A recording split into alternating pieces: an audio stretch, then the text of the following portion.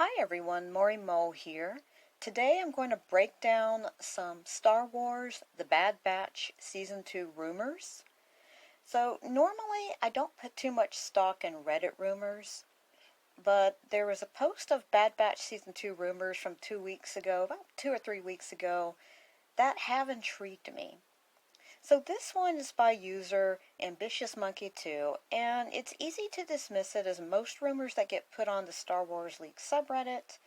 But unlike most fake Reddit rumors, this one doesn't sound like the fan service that we usually see uploaded weekly. It has returning characters, but they're characters you don't think about. It has meetings that we kind of do want to see, but they're much more complex than how people usually write these things in terms of, how the story goes. So, in short, these rumors are worth a look, and I will break them down. And if nothing else, it's a much more interesting and believable fan-created rumor than what we usually get on the Star Wars Leaks Reddit. So I'm going to break this down in several parts. First part, the Bad Batch Season 2 is going to show us what Nala Se is up to, so I'm going to start right there. So according to our Redditor, this Nala Se works on an early Snoke-like cloning experiments. They have dead and captured Jedi at the facility. They are also testing experiments on civilians. Hauser and his men are also sent as prisoners to this facility, possibly to be experimented on too. Nala Se discreetly tries to protect Hauser and his men. There is also tension between the scientists and what are assumed to be Sith cultists sent by Palpatine to oversee the Force-sensitive experiments. And one of the scientists is also a female Chiss, posing as a human. Nala Se susses it out fairly quickly as she realizes the Chiss is attempting to sabotage the experiments. Nothing more on that, but a lot of politics taking place in the facility itself. Okay, so now I've talked at length about Nala Se's experiments and what is likely increased age acceleration, and I'll put a link to that blog post and YouTube video. But it seems this rumor combines what we know about Mount Tantus being the site of the Sparti clones with rumors of Jedi experimentation. A Chiss posing as a human is certainly pretty wild, but I take it this will be related in the future to Thrawn. To me, the most intriguing aspect, and the one thing I wasn't really thinking about too much, was the Sith cultist. But I can see it happening. This likely precedes what work Palpatine will do on Exegol. Palpatine can't oversee everything directly himself. So, when it comes to plausibility, there's nothing here that is unbelievable, and it does give a way for Hauser to be in the story again. And it makes sense considering his actions in Season 1 of The Bad Batch. So we know from The Mandalorian that cloning scientists are still active after Return of the Jedi. We do see Dr. Pershing, after all, who is conducting experiments with those weird Snoke-like figures in the tanks. And, with the experiments with Grogu, of course. But I wonder if maybe a schism is formed and the Sith cultists break off from the Mount Tantus to go to Exegol while the other scientists remain. At any rate, I think this particular rumor for the Bad Batch Season 2 does have high plausibility for what we know so far. And now let's go on to number two, big takeaway here. Omega has a crush on Katuni. So the next Bad Batch Season 2 rumor has a return of the Padawans from one of the Clone Wars arcs. Namely, Gungi, Petro, Katuni, and others. We know that Gungi is returning from what we see in the trailer for the Bad Batch Season 2 that was released a few months ago. So let me read it to you. Gungi, Katuni, Petro, etc. are hiding out with Terra Sinube on Kashyyyk with Gungi's Wookiee family. Sid sends the batch here. They know the Wookiees and their scrapped Clone Wars arc on the planet is referenced and made fully canon. The Empire hires the Trandoshans as a mercenary force to round up the Wookiees for slave labor. The batch and the Wookiees and Padawans and Terra defeat the Trandoshans. Gungi stays with his family. Petra, Katuni, and the others leave with Tara, and it's hinted they may appear in the second half of the season, as we know Tara eventually dies. Something else.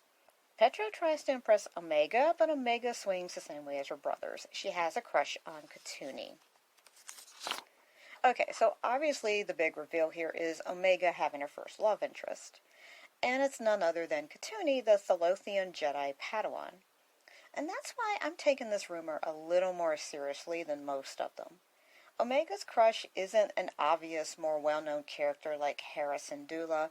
She's Katuni, a character many of us haven't thought much about at all. And honestly, this seems like something Lucasfilm Animation would do. And while there has been a lot of grousing on Twitter about Omega, quote, not needing a love interest, unquote, and it's important to remember that this series is a coming of age for Omega, and it's normal for a tween her age to have a crush. You know, it's not anything really serious, just a little kid crush. So, The Bad Batch Season 2 introducing a short-lived crush for Omega is pretty much in keeping with these stories, and in keeping with Star Wars in general. Obviously, you know, Katuni is the young Jedi, so they're never going to have anything more serious. She's going to leave, and that's kind of the end of it. It's just going to be a little puppy dog crush. That's it. Now we come to part 3. The Bad Batch Season 2 finally has Omega and Boba Fett meet. Now, this is what I've wanted the most for either book of Boba Fett or The Bad Batch, and I have been skeptical of wild rumors that they meet in other series, mainly because it is exactly what I want to see. But at the same time, these characters are called Alpha and Omega for a reason, and they are pretty much destined to meet. It's been fateful and large and kind of looming over the entire storyline ever since Omega was introduced. It's like Luke and Leia, the Force-sensitive twins, or Ben Solo and Rey, the prophesized dyad. And here's how Boba and Omega's meeting is described by Ambitious Monkey. They write, Omega and Boba meet, finally. Episodes 6, 7, and 8 are dedicated to this Coruscant arc. The Batch are laying low with the Martez sisters and Rex, hiding in your enemy's backyard. These episodes are where Cody is reintroduced, so we see events from the underworld from Boba and Omega's perspective, and up above with Crosshairs and Cody's. Boba will tell Omega about Jango, and he isn't particularly friendly to her for most of the arc, I'm told. He's on a job, and Omega tags along, much to his annoyance. This will lead him to the upper levels of Coruscant. Okay, so this is a much more realistic meeting. Boba Fett isn't overly joyed with meeting his sister, and this makes sense given his increasing pessimism and ambivalence with his clone siblings in the Clone Wars cartoon when we last saw him. So we know that Boba Fett is a better man, or in this case boy, than he thinks he is. He does want to protect others, but he believes he has to be this hard bounty hunter like his father Jango. And he also, I think, doesn't want to be hurt again the way he's been hurt by other characters, whether by, Jango's death or Aurra Sing that left him. So this rumor seems like an accurate portrayal of both Omega and Boba as they are in this timeline. It also explains how Omega will get to the view of the Emperor that we saw in the trailer. I think Omega is going to be really fascinated by her older brother, and because he's the closest to her and how they were created, and she's just going to follow him along. And remember, when all the other clones die from their accelerated aging, Boba and Omega will remain. The Bad Batch Season 2 is just their first meeting. Okay. And this is going to be Part 3, the ultimate Bad Batch Season 2 rumor. I'm just going to say what the quote was. Okay. From Ambitious Monkey. Something that is bound to tick off a lot of babies in this arc is the flat-out implication that Rafa, Martez, and Rex have a mutual fling going on. The Batch will tease Rex over it, much to his embarrassment. It's all very brotherly banter, told Jennifer Corbett wrote this arc. Okay, so here's one of the biggest reasons I have not dismissed these rumors out of hand.